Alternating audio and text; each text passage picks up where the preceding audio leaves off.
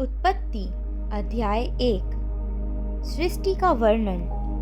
आदि में परमेश्वर ने आकाश और पृथ्वी की सृष्टि की।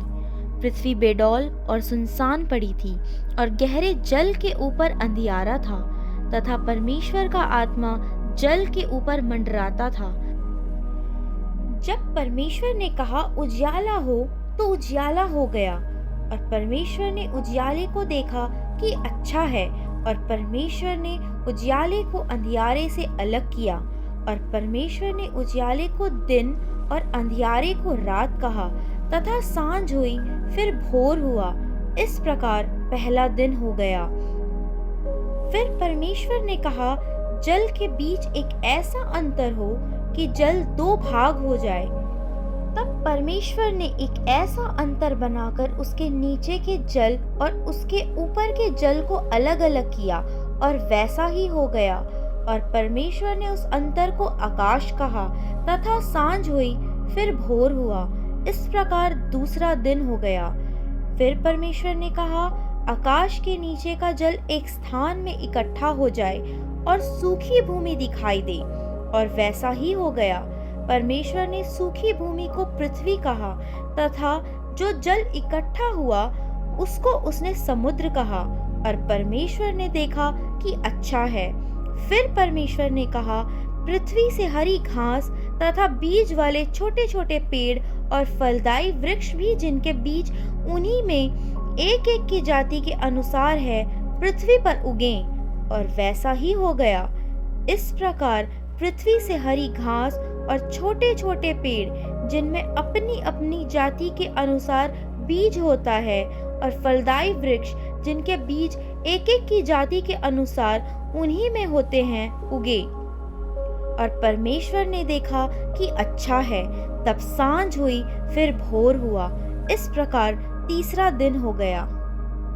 फिर परमेश्वर ने कहा, दिन को रात से अलग करने के लिए आकाश के अंतर में ज्योतियां हों, और वे चिन्हों और नियत समयों और दिनों और वर्षों के कारण हों।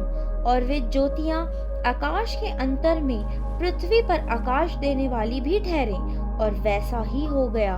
तब परमेश्वर ने दो बड़ी ज्योतियां बनाई।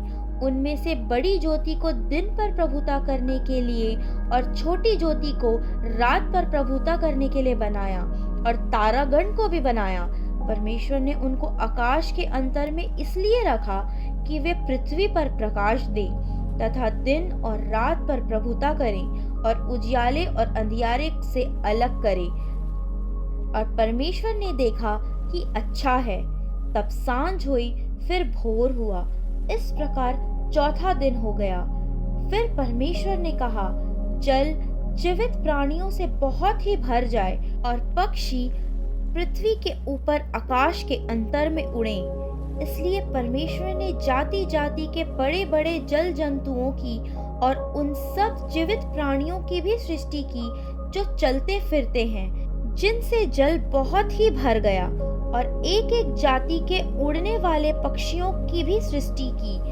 और परमेश्वर ने देखा कि अच्छा है। और परमेश्वर ने यह कह के उनको आशीष दी, फूलों फलों और समुद्र के जल में भर जाओ, और पक्षी पृथ्वी पर बढ़ें। तथा सांझ हुई, फिर भोर हुआ। इस प्रकार पांचवा दिन हो गया। फिर परमेश्वर ने कहा, पृथ्वी से एक एक जाति के जीवित प्राणी, अर्थात घरेलू पशु और रेंगने वाले जंतु, और पृथ्वी के वन पशु जाति जाति के अनुसार उत्पन्न हों। और वैसा ही हो गया। इस प्रकार परमेश्वर ने पृथ्वी के जाति जाति के वन पशुओं को, और जाति जाति के घरेलू पशुओं को, और जाति जाति के भूमि पर सब रेंगने वाले जंतुओं को बनाया। और परमेश्वर ने देखा कि अच्छा है। फिर परमेश्वर ने कहा, हम मनुष्य को अपने स्वरूप के अनुसार अपनी समानता में बनाएं, और वे समुद्र की मछलियों और आकाश के पक्षियों और घरेलू पशुओं और सारी पृथ्वी पर और सब रेंगने वाले जंतुओं पर, जो पृथ्वी पर रेंगते हैं, अधिकार रखें। तब परमेश्वर ने मनुष्य को अपने स्वरूप के अनुसार उत्पन्न किया। अपने ही स्वरूप के अनुसार परमेश्वर ने उनको उत्पन्न किया। नर और नारी करके उसने मनुष्यों की सृष्टि की। और परमेश्वर ने उनको आशीष दी और उनसे कहा, फूलो फलो और पृथ्वी में भर जाओ और उसको अपने वश में कर लो और समुद्र की मछलियों तथा आकाश के पक्षियों और पृथ्वी पर रेंगने वाले सब जंतुओं पर अधिकार रखो। फिर परमेश्वर ने उनसे कहा, सुनो, जितने बीज वाले छोटे छोटे पेड़ सारी पृथ्वी के ऊपर हैं और जितने वृक्षों में बीज वाले फल होते हैं, वे सब मैंने तुमको दिए हैं, वे तुम्हारे भोजन के लिए हैं। और जितने पृथ्वी के पशु और आकाश के पक्षी और पृथ्वी पर रेंगने वाले जंतु हैं, जिनमें जीवन का प्राण है, उन सब के खाने के लिए मैंने सब हरे हरे छोटे पेड़ दिए हैं। और वैसा ही हो गया। तब परमेश्वर ने जो कुछ बनाया था सबको देखा, तो क्या देखा कि वह बहुत ही अच्छा है। तथा सांझ हुई, फिर भोर हुआ। इस प्रकार छठवां दिन हो गया।